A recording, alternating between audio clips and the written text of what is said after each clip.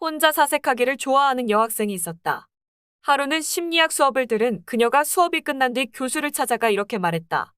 교수님, 어떤 남자는 조용하고 여성스러워 보이는 제 모습이 매력적이라고 말합니다.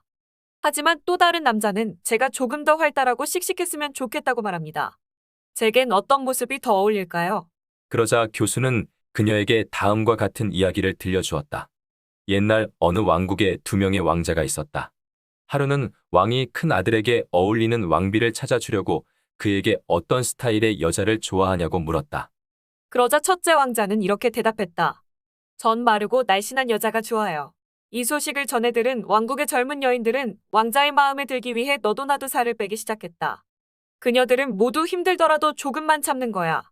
그럼 평생 왕비 대접을 받으며 살 수 있어. 라고 생각하며 며칠씩 밥을 굶기도 했다.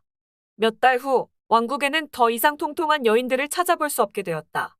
하지만 계획 없이 무턱대고 살을 빼느라 영양실조에 걸려 쓰러지는 사태가 발생하고 말았다. 그런데 뜻밖의 사건이 발생했다. 결혼을 앞둔 첫째 왕자가 병에 걸려 갑작스럽게 세상을 떠난 것이다.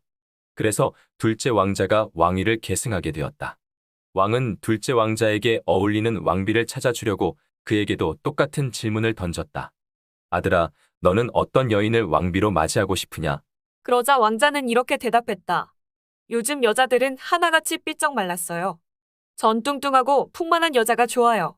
이 소식은 곧 온 마을에 퍼졌고 여인들은 다시 살을 찌우기 위해 닥치는 대로 먹기 시작했다. 그리고 얼마 지나지 않아 마른 여자는 더 이상 찾아볼 수 없게 되었다. 심지어 왕국에 먹을 것이 남아나지 않을 정도였다. 그런데 둘째 왕자는 뜻밖의 선택을 내렸다. 마르지도 뚱뚱하지도 않은 한 여인을 왕비로 맞이한 것이다. 그는 이렇게 말했다. 자신의 외모에 치중하기보다 자신만의 아름다움을 지닌 건강하고 현명한 여자가 더 좋아요.